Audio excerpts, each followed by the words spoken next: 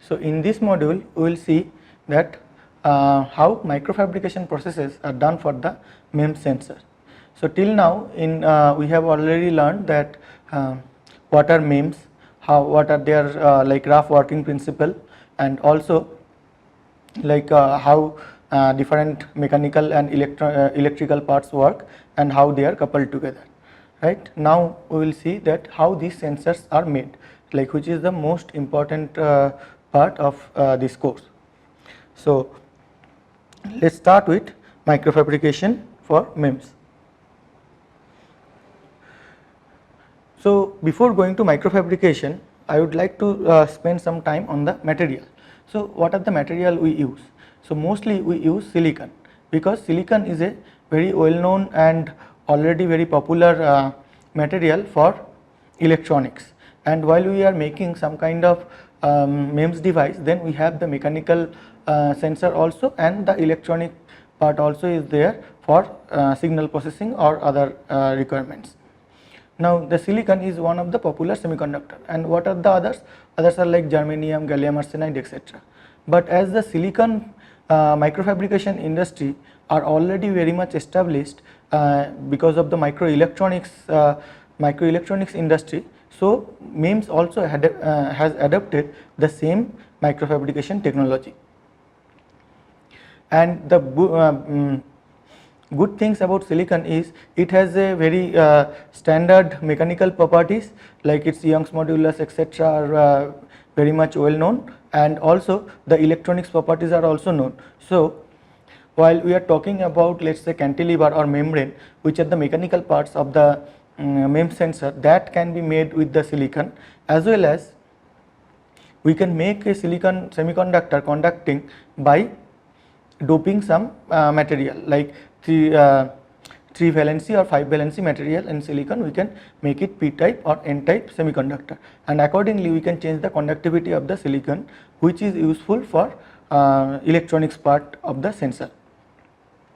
Now to understand the microfabrication, we have to first understand that how this silicon structure is. Now while I am talking about the structure, I am talking about crystal structure. Now what does it mean, crystal structure? Crystal structure means that in an atomic arrangement, all the atoms are arranged in a periodical pattern, right? So and this kind of structure can be called crystal structure, which is part of some different course. So I am not going into that details, that what are the crystal structures and all. So but here what I am showing is how silicon are arranged in a single crystal silicon wafer or single crystal silicon block. So the important point to note here is that the silicon and gallium arsenide have the same kind of crystal structure, okay, and that is called zinc blende structure, because this is also the structure of zinc sulfide, or more popularly known as zinc blende. In zinc blende structure, or this kind of silicon or gallium arsenide structure, there if you take these cubes, then there are at all the corners, like in a cube there are total 8 corners, right, and in all the corners there will be one atom. All these corners have one atom, and then this is also called FCC, or face center cubic lattice. Why? Because in all the face also, center of every face also, there will be one atom. So as you can see here, this is the center, this is 0 0 0, there will be one atom, then A0 0, AA 0, like that you will have 4 atoms at the bottom 4 corners, then you have top 4 corners also 4 atoms, okay, and then at every face means like this cube has 6 faces, right, and in that 6 faces you have 6 atoms, and each at the center of that particular face. Like if you see this atom is A by 2 0 A by 2, that means in along the x axis it is at A by 2, along the y axis it is at 0 because it is at xz plane, so the y distance is 0, and then along the z axis also it is A by 2. So similarly you will have all the other faces also, you will have one atom, and then there is one atom from a particular distance from each corner, okay, not exactly each corner, rather two reciprocal corners, means other than the corners, other than all the 8 corners and 6 faces, also we have atom at the opposite at a certain distance from the opposite corners. And what does it mean? Means, see this blue atom here, this blue atom here is from this 0 corner at a distance, at a certain distance from 0 corner, and its coordinate are a by 4, 3a by 4, a by 4, right. And then the other atom is at the just the opposite corner. So this 0 corner or this a corner, there is no atom at these vacancies, okay. But at this corner vacancies, which is a tetrahedral vacancy, actually there we will have one atom, and at the bottom side also we will have similar atoms, but just at the opposite diagonal, the corner of the opposite diagonal, right. So this side if you take, then these two atoms, the top two atoms are at the certain along this diagonal, right, along this diagonal, that is connecting A0A and 0AA, whereas the bottom two atoms which are at the tetrahedral vacancies, that is at this diagonal, which is opposite to the top diagonal, that is connecting 0 0 0 and AA 0. Now these are called tetrahedral vacancies because if you consider the face like the face center atoms and the corner atoms, then it can form a tetrahedral vacancy like this, tetrahedral vacancy like this. So we have these 4 atoms also which are at a certain distance from that particular opposite corners. So this is for gallium arsenide, where the big atoms or the bigger size atoms are of gallium and the smaller size atoms are of arsenic. Now for the silicon structure it is same exactly, only all the gallium and arsenic atoms will be replaced by silicon atoms. So for silicon atoms, for silicon crystal structure, all the atoms are of same size, right, because like in gallium arsenide structure, gallium atoms are higher in or bigger in size as shown in the picture, but in and arsenic is the smaller, but for the silicon crystal structure we will have all the atoms of same size. And as I was saying in the last slide, that if you consider this corner atoms and face centered atoms, then it can form a tetrahedral vacancy, and these 4 atoms which are at a certain distance from the corners are actually at these tetrahedral vacancies, but all the tetrahedral vacancies are not filled up. As you can see in this atomic structure, there are total 4 plus 4, total 8 tetrahedral vacancies, whereas among the 4 tetrahedral vacancies at the top, only 2 vacancies are filled with the atoms, and at the bottom also there are only 2 vacancies which are filled with the silicon atoms or gallium atoms, right, and the other vacancies remain vacant. So to explain crystal structure, we need to get help from the coordinate geometry, and in coordinate geometry we can write equation of a plane in 3D space like x by a plus y by b plus z by c equals to 1, where a, b, c are the intercepts at x axis, y axis and z axis. Like if this is a plane, then where if this is the 3 axes and this is the plane, then this a, b and c are the intercepts at the with the plane and that axis, right. Now a, b, c intercepts are made by the plane with the x, y, z axis respectively. Now we can write this new terms h, k, l as the reciprocal of these intercepts, and in that case the plane can be described as hx plus ky plus lz equals to 1, and this h, k, l are which are actually the reciprocal of the particular intercepts are called Miller indices, and a plane can be called by its Miller indices. So if I say like 1 0 0 plane, then that means h equal to 1, k equal to 0 and L is equal to also 0. So, k equal to 0 and L equal to 0 means the intercepts at y axis and z axis are at the infinity, or we can say the plane is parallel to the yz plane, right, parallel to the yz plane, and at the x axis the intercept is 1. So, the plane is at the x axis intercept is 1 and while it is parallel to yz plane. Now, let us see there is 100 family of the plane for silicon crystal structure or gallium arsenide crystal structure, and here we can see that this is the cubic lattice and this is my xyz axis, and then I have drawn the 100 plane, or you can write as A00, right.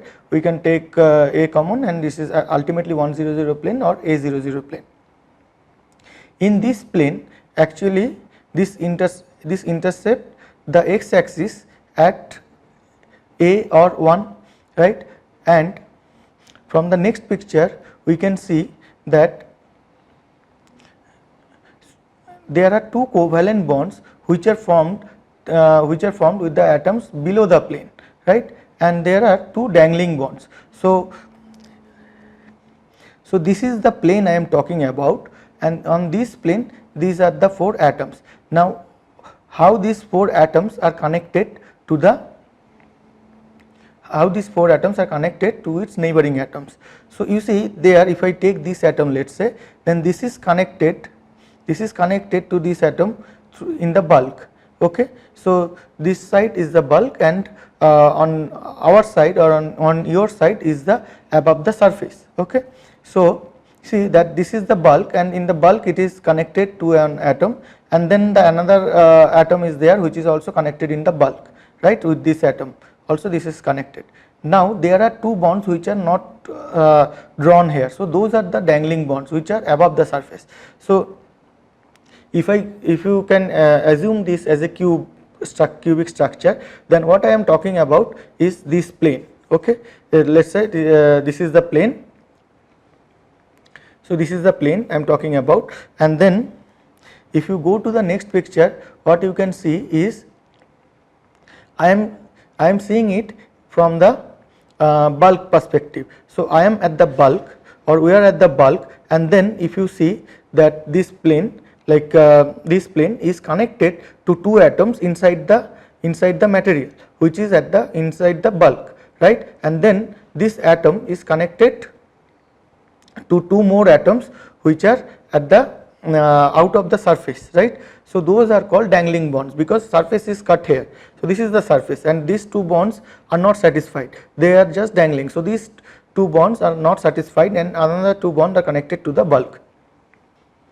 Now, let us see the 110 plane. So, 110 means that it will intercept the x axis at 1 or A and y axis also at 1 or A, and with z axis it will be parallel, right, or the intercept is infinity. So, this is the plane we can draw.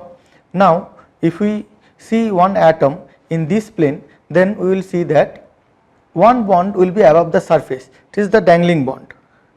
Let us go to the next picture. So, this is the atom which is at the surface, right. Now, if you see here, then one is there, you can see only 3 bonds here, right, and in these 3 bonds, these 2 bonds, this bond and this bond, okay, this bond and this bond are connected to the surface atoms which are also available on the same surface. So, this is the one atom and this is another atom, right, and one bond is connected to the bulk, like this atom, and there is another bond which is dangling or which is on the other side of the surface. So, that is dangling bond. Now, go to the next family of plane, and that is 111 plane, and in this 111 plane, as you know that the intercept will be 111 and with all the 3 axes. So, it will be like this. If this is the block, if you take, then this is like this, it is cutting the block like this, right. So, the x axis, y axis and z axis all has intercept as 111 or AAA. And now, let us see that how the atoms are connected towards the bulk and also above the surface, right. So, let us see this picture. Here you can see, so this is the bond, this is the this is an atom which is at 111 plane, and in this plane, in one atom in this plane is connected to the bulk with 3 bonds. So, here you can see 1, 2 and 3. So, these atoms are inside the bulk, because as I am saying, while I am considering one surface, I am seeing the picture from the other side, that is the bulk side, right, and at the surface, as it is the terminating point, so there is no other atom on the above the surface, right. So, on the other side of this surface there are some atoms which are not connected to this particular atom, right, and then you have one dangling bond, and these dangling bonds and the surface connected bonds are very much important. Why? Because the more number of dangling bonds we have, that atom will be more reactive, okay. And while we are etching one particular material in one direction, then what happens is the surface bonds very easily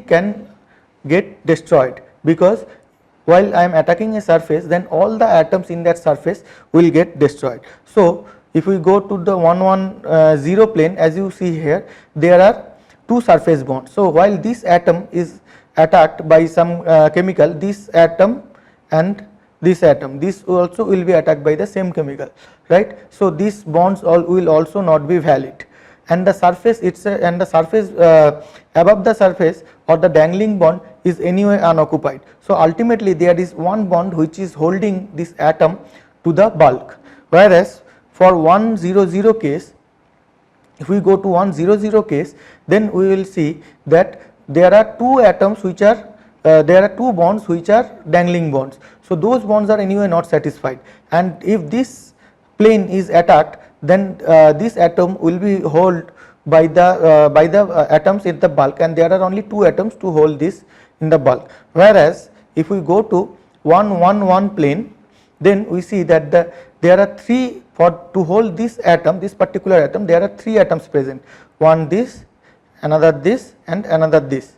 So, there are 1, 2 and 3 atoms which are holding this surface atom to the bulk, right. So, this is the most stable case where 111 phase gets attacked very slowly, or the etching rate is very slow in 111 plane, whereas for 100 plane there are 2 atoms which are actually holding the surface atom to the bulk. So, this is moderately aggressive, or the etching rate is moderately aggressive in this plane.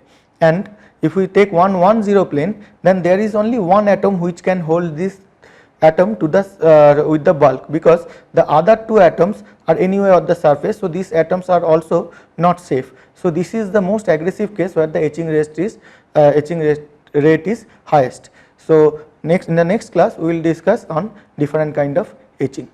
Thank you.